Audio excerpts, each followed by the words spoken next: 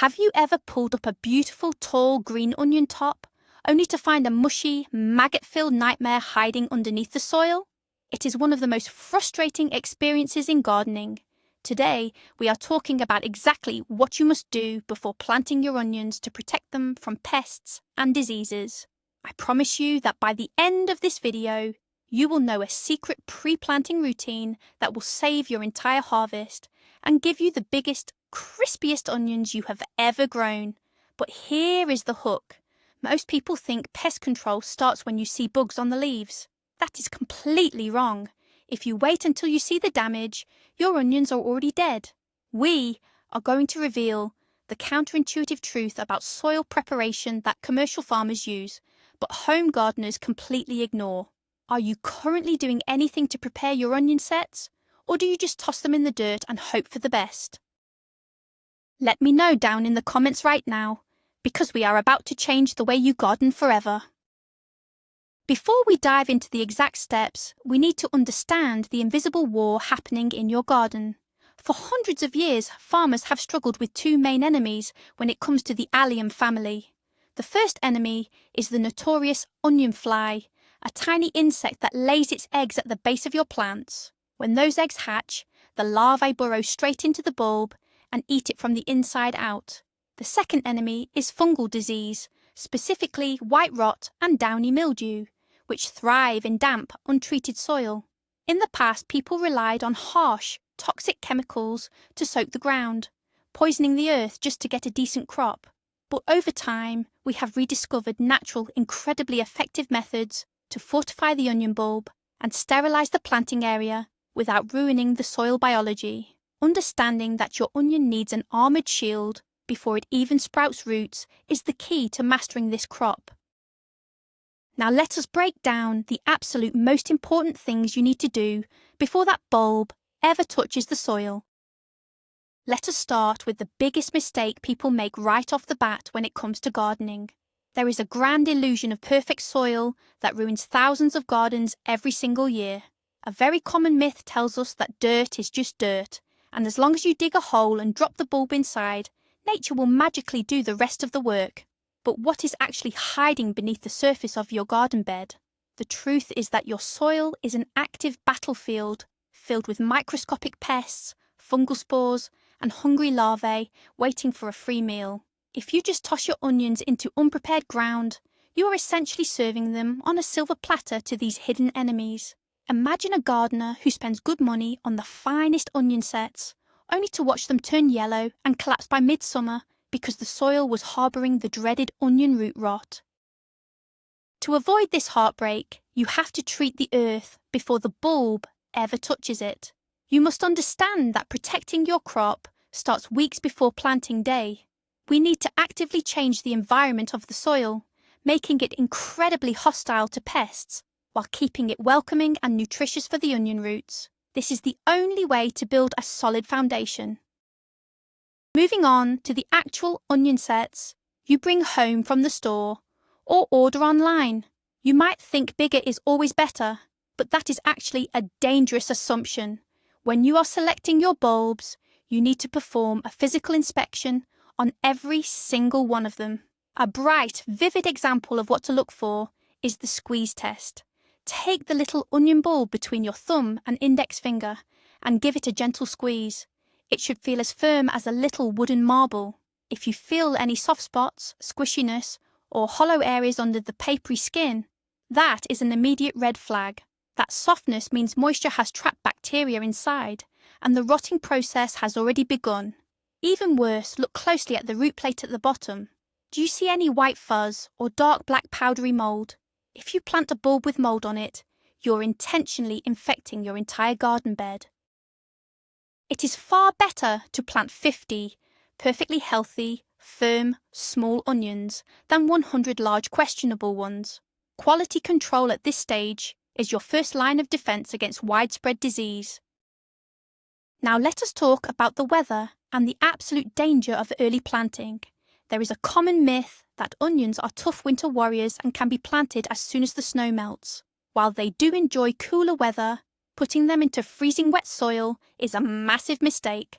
When the soil temperature is too low, the onion bulb gets shocked.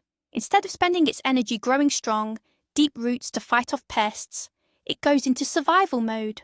This cold shock often triggers a process called bolting, where the onion quickly shoots up a flower stalk to produce seeds, completely abandoning the growth of the bulb you actually want to eat. Furthermore, freezing wet soil is the perfect breeding ground for fungal rot.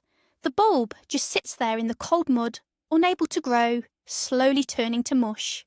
You need to invest in a simple soil thermometer.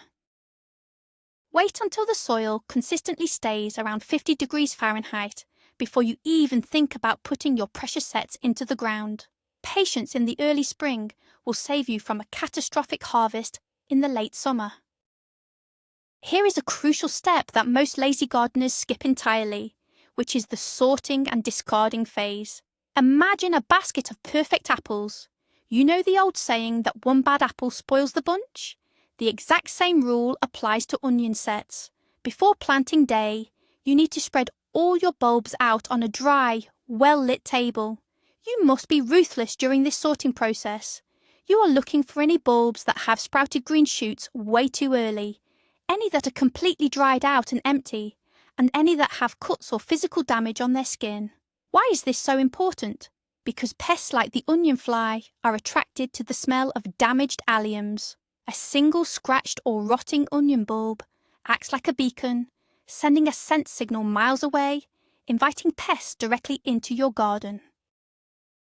By throwing away the weak and damaged bulbs, you're essentially closing the door on disease and hiding your crop from the insects that hunt by smell. Do not feel bad about throwing away 10% of your bag. It is a necessary sacrifice to protect the other 90%. Let us dive into a secret technique that commercial growers use, which is warming up the onion sets before they ever touch the earth. This might sound strange, but onions that have been sitting in cold storage all winter need to be gently woken up. If you take a freezing cold bulb and throw it into damp spring soil, the temperature shock can stunt its growth for weeks. To avoid this, you should bring your sorted onion sets into a warm room, about 2 to 3 weeks before your target planting date. Place them near a heat source, like a radiator or a sunny window, where the temperature stays around 75 to 80 degrees Fahrenheit. This gentle, consistent heat acts as an alarm clock for the bulb.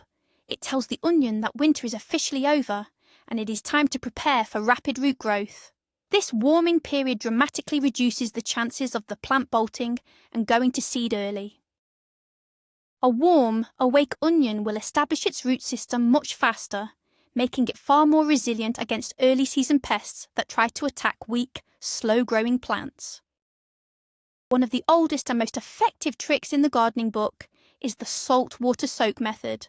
Many modern gardeners think this is an old wives' tale, but science actually backs up this incredibly simple practice. Before planting, you create a mild saline solution by dissolving 1 tablespoon of plain rock salt into 1 quart of warm water. You then submerge your onion sets into this bath for exactly 2 hours. Why do we do this? The salt water creates an osmotic shock to any microscopic nematodes, mite eggs, or fungal spores hiding in the dry, papery skins of the onion. The salt draws the moisture right out of these tiny pests, effectively destroying them before they can enter your garden. It is a brilliant chemical-free way to sanitize your planting material. Just remember, it is critical that you do not leave them in the salt water for too long, or you risk dehydrating the onion itself. After the 2-hour mark, pull them out and rinse them gently with fresh water. You have just given your onions a highly effective armor against soil-borne enemies. If you want to take your disease prevention to the next level, we need to talk about the pink water magic, also known as a potassium permanganate soak. This is a legendary technique for stopping fungal rot dead in its tracks. Potassium permanganate is a mild antiseptic that you can find at most pharmacies or garden centres. You want to mix a very weak solution, just enough crystals to turn the water a light, translucent pink colour. Do not make it dark purple, as that is too strong and can burn the root plate. Soak your onion sets in this pink water for about 30 minutes right before planting. This solution acts as a powerful fungicide. It completely sterilises the outer layers of the bulb. killing off the spores of white rot and downy mildew that are completely invisible to the naked eye. Imagine it as a deep cleaning shower for your plants. A fantastic example of its power is seeing the difference between treated and untreated rows side by side. The treated onions emerge bright green and strong, while the untreated ones often struggle with yellowing tips caused by early fungal infections. Another fantastic household item you can use to protect your crop is ordinary baking soda, especially if you struggle with highly acidic soil. Fungal diseases absolutely love acidic, damp environments. By using baking soda, we can quickly alter the chemical environment directly around the onion bulb. You can create a soak by mixing 1 tablespoon of baking soda into 1 gallon of warm water and letting the bulb sit in it for an hour. This light alkaline coating neutralizes the acidity on the skin of the onion. Alternatively, some gardeners like to lightly dust the bottom of the planting trench with a tiny pinch of dry baking soda. This creates a microscopic alkaline barrier in the soil. When fungal spores try to approach the root system, they hit this alkaline wall and fail to multiply. Furthermore, many soil-dwelling larvae find alkaline environments highly irritating to their soft bodies, making them turn around and look for an easier meal. It is an incredibly cheap, safe and clever way to manipulate the microclimate of your garden bed in favour of the onion. Now let us talk about a free resource that might literally save your entire crop, and that is simple wood ash from your winter fireplace or campfire. Wood ash is an absolute miracle worker in the garden, and it serves a dual purpose for your onions. First, it is naturally very high in potassium, which is the exact mineral onions need to form large, solid, healthy bulbs with thick skins. Second, and more importantly for today's topic, it is a devastating physical barrier against pests. Before planting, you should generously dust your prepared garden trench with sifted wood ash. When the onion fly lands and tries to crawl down into the soil to lay its eggs, the fine ash sticks to its body, drying it out and making it impossible for the insect to breathe or move properly. It acts like crawling through broken glass for soft-bodied larvae. It is a perfect example of using mechanical pest control instead of chemical pesticides. Just make sure you are using clean wood ash, not ash from burning trash, treated lumber, or charcoal briquettes covered in lighter fluid. We absolutely must discuss the golden rule of crop rotation. There is a very dangerous myth that you can just plant onions in the exact same spot year after year, just adding a little compost on top. This is the fastest way to guarantee a catastrophic pest infestation. When you grow onions, garlic, or leeks in one area, the specific pests and diseases that love those plants multiply in the soil. The onion fly pupae actually overwinter deep in the dirt right where your onions grew last season. If you plant onions there again the following spring, you are essentially dropping the food directly onto the sleeping pests' heads. They wake up and breakfast is already served. You must wait at least 3 to 4 years before planting any member of the allium family in the same garden bed again. By moving your onion patch to a completely different side of the yard, you break the life cycle of the insects and starve out the soil-borne fungal spores. It is the most passive, yet most powerful form of protection you can offer your garden. So, if you cannot plant them in the same spot, what are the best preceding crops? What should have been growing in that soil the year before to make it perfect for onions? You want to look for the nitrogen fixers and the heavy feeders that leave the soil loose and clean. The absolute best friends of the onion are legumes like peas and beans. These plants pull nitrogen from the air and lock it into the soil, leaving behind a rich, fertile bed. Another excellent preceding crop is cabbage or pumpkins. Because these large plants require deep, heavy tilling and lots of organic compost, the soil is usually left incredibly loose, fluffy, and weed-free. Onions have very weak, shallow root systems, so they desperately need this soft, pre-worked soil to push their bulbs outward. If you try to plant onions in a bed where heavy root vegetables like potatoes or carrots grew the year before, you might find the soil too compacted and depleted of the specific trace minerals the onion needs for its defensive skin formation. Let us take a deeper look at soil acidity, because onions are incredible divas when it comes to the pH level of their home. They absolutely hate sour, highly acidic soil. If your soil pH is below 6.0, your onions are going to suffer greatly. In acidic soil, the plant cannot absorb nitrogen or potassium properly, no matter how much fertilizer you add. This leads to stunted, weak plants. And remember, insects and diseases are opportunistic predators. They always target the weakest, most stressed plants in the garden. An onion struggling in acidic soil emits stress signals that literally attract pests from miles away. To fix this before planting, you need to test your soil pH. If it is too low, you must apply garden lime or dolomite flour to the bed several weeks before you plant the bulbs. This sweetens the soil, bringing the pH up to a comfortable 6.5 or 7.0. A balanced pH ensures the onion can build a thick, waxy cuticle on its leaves, which acts as a natural armour against biting insects. Here is a major trap that enthusiastic beginners fall into, which is the overfeeding of nitrogen right before planting. It is tempting to dump massive amounts of fresh manure or high nitrogen fertilizer into the trench, thinking it will give the onions a huge boost. This is a critical mistake that will ruin your crop.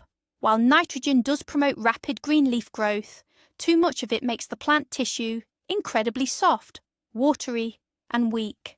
This lush, tender green growth is an absolute magnet for aphids, thrips, and fungal infections. Furthermore, an onion overloaded with nitrogen will spend all its energy making massive green tops, leaving you with a tiny, flavourless bulb underneath the soil. Even worse, onions grown with too much nitrogen will rot almost immediately in storage. Instead of fresh manure, you should only use fully broken down, aged compost and focus heavily on phosphorus and potassium fertilizers like bone meal or the wood ash we mentioned earlier. These minerals build strong cell walls and dense bulbs that pests struggle to bite into.